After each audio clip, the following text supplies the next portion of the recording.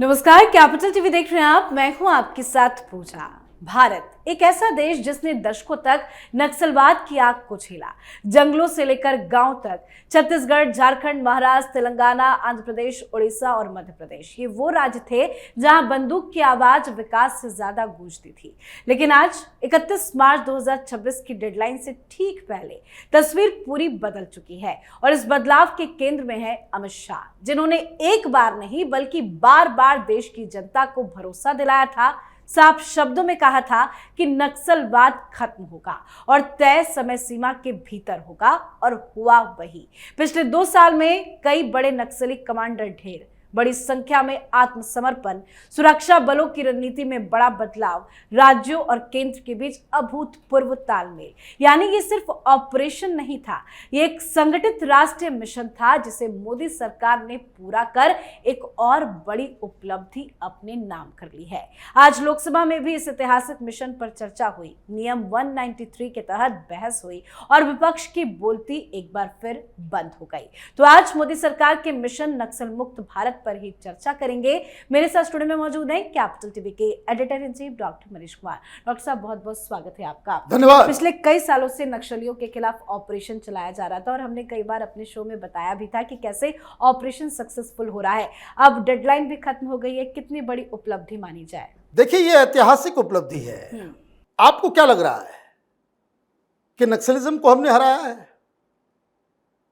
हिंदुस्तान में अगर तमाम उन पाकिस्तानी आतंकवादी संगठनों को खत्म कर दें, उसका नामो निशान खत्म हो जाए, तो ये जीत किसके खिलाफ है?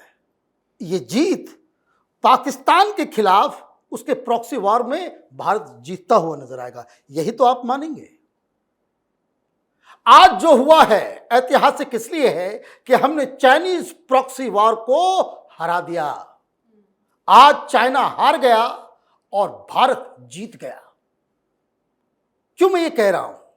लोगों को चीजें समझ में नहीं आती, क्योंकि ये नक्सलियों के दलाल हर मीडिया हाउस में बैठे हुए हैं, आज भी बैठे हुए हैं। ऐसे ऐसे धुरंधर दलाल जो चाइना के लिए काम करते हैं, क्योंकि लोगों को इसके बारे में इल्म नहीं है, इतिहास का पता नहीं है।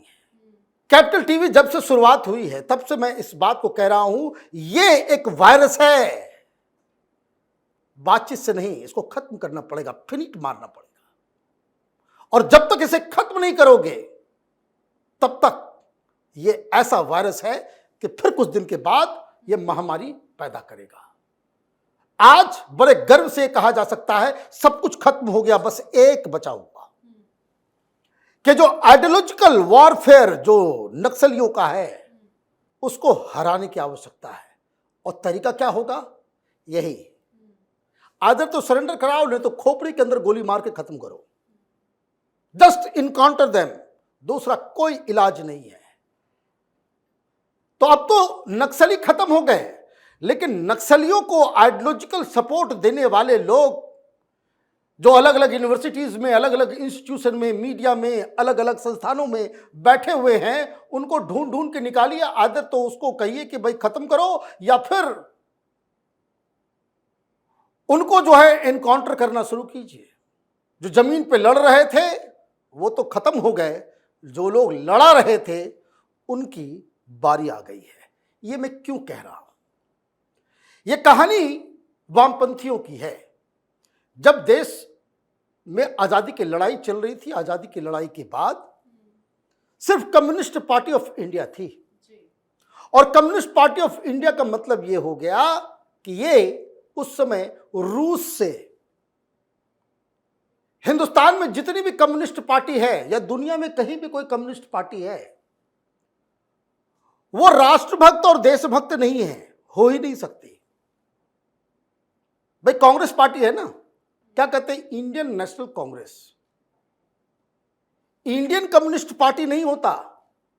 एक कम्युनिस्ट पार्टी है जो पूरी दुनिया में चलती है। पहले उसका चीफ हुआ करता था यूएसएसआर,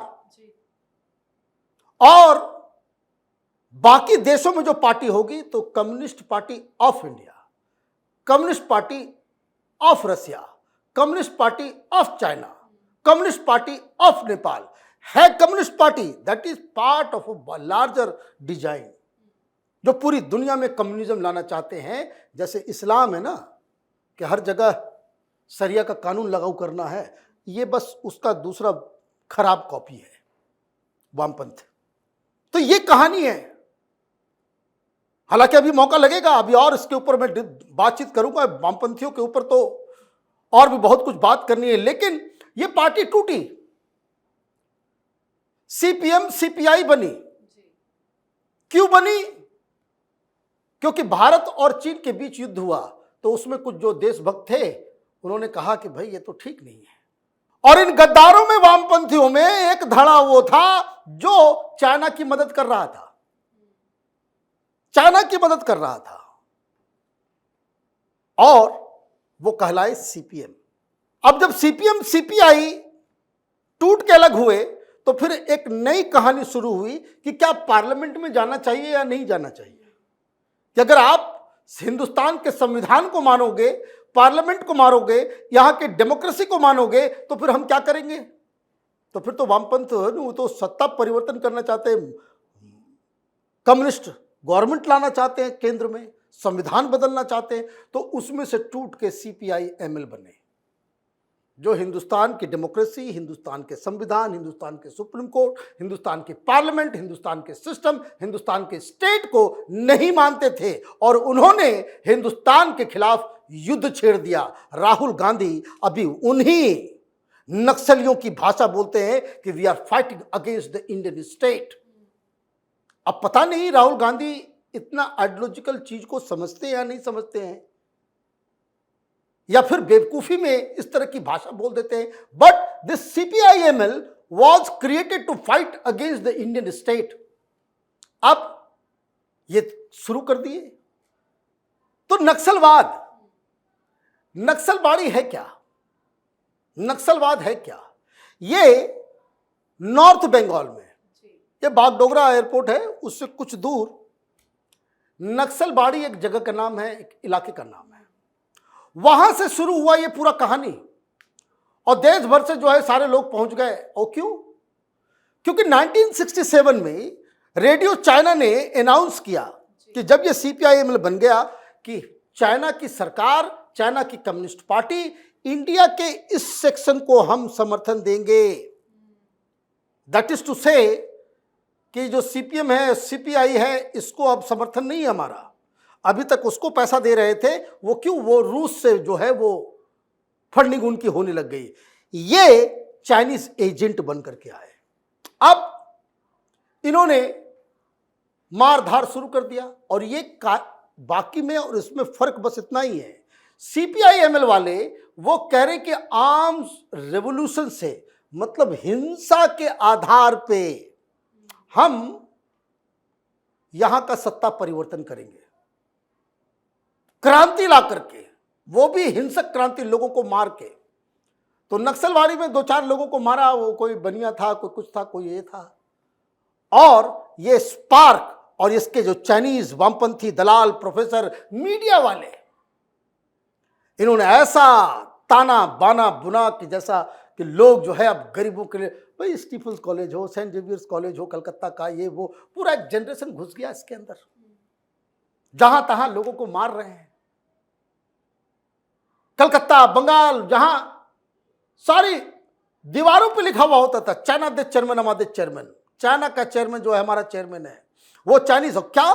उसका लीडर था चारू मजुमदार। बड़े आजकल चल रहे हैं सब, ये कानू सान्याल, चारू मजुमदार, ये सारे लोग, ये सब अपर कास्ट लीडरशिप, लोगों को गुमराह करके इन लोगों ने बड़ा तमाशा किया, हिंसा भी की और सब कुछ किया। और धीरे धीरे ये लोग अपना दायरा बढ़ाने लगे। सिद्धार्थ शंकर रे, उन्होंने इनका इलाज किया। तो नक्सलवादी से भाग करके इन लोगों ने एक पूरा एक प्लान बना, चाइना का प्लान। और बहुत सारे इनके ही अपने दस्तावेज बताते कि चारू मजुमदार जो है वो इंडिया का मैप रखता था नक्सलबाड़ी में, जहां हेडक्वार्टर था, जहां से आंदोलन चलता था, और अपने पैम्पलेट्स में लिखता था कि आंदोलन हमने शुरू कर दिया, चाइनीज सरकार ने कह दिया है कि तुम यहां पे आंदोलन करो, पीएलए आ जाएगी हिंदुस्तान को लिबरेट करने के लिए। मतलब हम यहां गद्दारी करेंगे और चाइना अटैक कर देगी, और फिर ये जो है चाइनीज के समर्थन से हम अपना यहां पे इंडिया में एक नया स्टेट बनाएंगे। चाइना का क्या प्लान था? अभी जैसे कैसे माओइस्ट घुसे हुए वहां नेपाल के अंदर, तो नेपाल चाइना से सटा हुआ नेपाल, नेपाल से सटा हुआ बिहार, बिहार से सटा हुआ झारखंड, बंगाल, उड़ीसा, छत्तीसगढ़, आंध्र प्रदेश। मतलब 1/3 ये हिंदुस्तान को काटने का प्लान। और ये जब कट जाएगा तो पूरे नॉर्थ ईस्ट को हम मिला लेंगे। ये सब चाइना का हिस्सा बनने जा रहा था। And that is called red corridor. किसी सरकार की हिम्मत नहीं हुई 70s के बाद कि इनके खिलाफ जो है लड़ाई लड़ सके। क्यों? आप इनके खिलाफ एक्शन लोगे तो ये सब शुरू हो जाएंगे। ये कौन है? लायर वायर, ये सब जितने भी है, ये गद्दारों की जो टोली है, ये सब एनडीटीवी ब्रांड ऑफ जर्नलिज्म जो पहले होता था, ये सब गद्दार। ये कहते थे कि नहीं नहीं नहीं, उनसे बातचीत करो। वो गोली चला रहा है, संविधान में विश्वास नहीं रखता, स्टेट के खिलाफ युद्ध लड़ रहा है, ये बात करो। क्यों बात करो? It is a socio political economic problem. और इन लोगों ने क्या किया? ये लोग कहते थे कि गरीबों की आवाज है, गरीब है, ये है। भाई अभी गरीब नहीं है, हो गया टाटा फिश। गरीब है तो बंदूक उठा लोगे, प्रॉब्लम हो रही तो बंदूक उठा लोगे। और ये लोगों ने क्या किया? इन लोगों ने, आप देखिए जो इलाका मैंने कहा, चाहे वो बंगाल का इलाका हो, चाहे वो छत्तीसगढ़ का हो, चाहे वो झारखंड का हो, चाहे वो उड़ीसा का हो, चाहे वो आंध्र प्रदेश का हो, ये हिंदुस्तान के मिनरल का वो खजाना है। वहीं पे तो सब खदान है, कोयला, आयरन, एल्युमिनियम, जो चीज ढूंढिए सब कुछ वहीं पे है। और उसके ऊपर बैठ गए ये चाइनीज दलाली के चक्कर में। और ये सरवाइव इसलिए किया क्योंकि ये मीडिया के अंदर, ये जेएनयू में प्रोफेसर, डीयू में प्रोफेसर, आईटी में प्रोफेसर, एम्स में डॉक्टर, इन लोगों ने इनको एक सही रूप में दिखाया। क्रांतिकारी है ना, क्रांतिकारी माय फुट। और इनको लेजिटिमेसी दी। तो कोई सरकार इसमें हिम्मत नहीं करती थी। ये चिदम्बरम आए, चिदम्बरम ने कहा कि नहीं, इसको दूसरा इलाज करते हैं। भाई इनके खिलाफ जो है आदिवासियों को ही, ग्रामीणों को ही खड़ा करते हैं, सलवार जुडूम। और डर गए। ऐसा प्रोपेगेंडा हुआ कि ये सारे लोग डर गए। जैसे कश्मीर में आतंकवादियों के खिलाफ कोई सरकार क्यों नहीं एक्शन ले पाती थी? हिंदुओं का 110 हो गया। क्यों? वो इसलिए, ये सब वोट बैंक पॉलिटिक्स कि चुनाव हार जाएंगे, मुसलमान वोट नहीं करेगा, तो ये ज्यादा करके कहते कि अभी बातचीत करेंगे, बातचीत करेंगे। आप ये समझिए, ये मनमोहन सिंह पार्लियामेंट के अंदर खड़े होकर के कहे थे कि नक्सलियों की वजह से हिंदुस्तान का जीडीपी 2% कम होता है। ये इंटरनल और सबसे बड़ा थ्रेट है। और मैं आपको एक जानकारी दे दूं कि दुनिया में जितने भी terrorist organisation, these are terrorist organisations. ये वामपंथी, इसको कहते हैं लेफ्ट विंग टेररिज्म, हैं टेररिस्ट ही। और ये बड़े बड़े पत्रकार, एडिटर, ये दलालों की पूरी लिस्ट है इस देश में। पता नहीं हिंदुस्तान के नमक में दम नहीं है कि ये पढ़े लिखे लोग यहां खाते हैं और उसी थाली में जो है छेद करने का काम करते हैं। इन लोगों ने इस तरह का माहौल बनाया। तो ये आप देखिए कि कोई एक्शन नहीं लिया, तो इसमें एक और बदलाव आया। बदलाव ये आया, ये कश्मीर में तांडव हुआ, शुरू हुआ ये सब हंगामा, ये वामपंथी, ये लेफ्ट टेररिज्म और आतंकवादी दोनों मिल गए, दोनों मिल गए। अब देखिए, जहां कश्मीर का मुद्दा होगा, ये वामपंथी, ये कन्हैया कुमार, ये उबैर फुबैर, ये जितने लोग हैं, ये सारे लोग, कि जहां जहां कश्मीर का, अलीगढ़ यूनिवर्सिटी हो, जेएनयू हो, मुंबई में हो, टिस हो, तमाम लोग, वो दोनों जो है भाई भाई हो गए। तो मैं आपको बता रहा था कि दुनिया की लिस्ट में कि एक पूरे साल में किस आतंकवादी संगठन ने कितने आतंकवादी घटनाओं को अंजाम दिया, कितने लोगों को मारा, गूगल कीजिए, मिल जाएगा कि 2004 से 2014 का जो डाटा है उसमें मालूम चल रहा है कि ये चौथे नंबर पे है। पहले नंबर पे आईएसआईएस, दूसरे नंबर पे अलकायदा, तीसरे नंबर पे वो नाइजीरिया वाला और चौथे नंबर पे communist party of India Maoist. यही नक्सली कोई खत्म करने की हिम्मत नहीं कर पाया, तो ये अमित शाह है, क्यों नहीं खत्म कर पाया? आप ये देखिए, छत्तीसगढ़ में एक साथ 15-20 कांग्रेसी टॉप लीडर्स को उड़ा दिया और ये चूड़ी पहन करके बैठे रहे। क्यों? क्योंकि सोनिया गांधी के वो एनएसी के अंदर वो तमाम वामपंथी और नक्सलियों के समर्थक मौजूद थे। इस्लामिस्ट एंड कम्युनिस्ट वो मिक्सचर, वही तो एनएसी था। तो बड़ी करेज की बात है।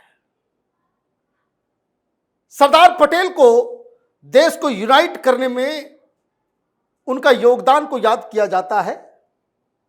नक्सलियों को खत्म करना उससे छोटा काम नहीं है। पटेल से तुलना होगी इतिहास की किताब जब लिखी जाएगी कि अमित शाह ने अपने गृह मंत्री के शासनकाल में उन्होंने क्या कमाल किया है। तो आज ये नक्सली खत्म हुए हैं तो चाइना का प्रॉक्सी वॉर हारा है, लेकिन ये पूरी तरीके से खत्म नहीं हुआ है। सरकार जो भी कह ले कि हमने खत्म कर दिया, ये कर दिया, ढिंडोरा पीटने के अलावा कोई बात नहीं है। लेकिन ये वायरस है, ये वायरस अभी भी जिंदा है। ये विचारक के रूप में आइडियोलॉजिकल कीड़ा जो है वो अभी भी व्याप्त है। इन लोगों को ढूंढ ढूंढ के खत्म करना पड़ेगा। अदर यू एनकाउंटर देम और लंबे समय के लिए पुट देम इन जेल, नहीं तो ये फिर कुछ सालों के बाद ये जैसे कुकुरमुत्ते होते हैं ना, वही हाल है, ये फिर उगाएंगे। तो अभी के लिए तो बड़ी अच्छी बात है, लेकिन परमानेंट इलाज तभी होगा जब इनके आइडियोलॉजिकल मास्टर्स को खत्म किया जाए। जी, बहुत बहुत धन्यवाद सर समझाने के लिए। धन्यवाद। तो जो लोग कहते थे नक्सलवाद कभी खत्म नहीं होगा, आज वही लोग आंकड़ों में जवाब ढूंढ रहे हैं। लेकिन सच ये है कि ये आंकड़े नहीं, ये बदलते भारत की कहानी है। सरकार ने कर दिखाया है, अमित शाह ने अपना वादा पूरा किया है और इस पूरे मिशन की सबसे बड़ी ताकत रही स्पष्ट डेडलाइन, जीरो टॉलरेंस की नीति, ग्राउंड लेवल पर मजबूत एक्शन और विकास के साथ सुरक्षा का संतुलन। नरेंद्र मोदी की सरकार ने ये दिखा दिया कि अगर इरादा साफ हो तो दशकों पुरानी समस्या भी खत्म की जा सकती है। तो आप भी इस पर अपनी राय कमेंट करके लिखिएगा। देखते रहिए कैपिटल टीवी। नमस्कार।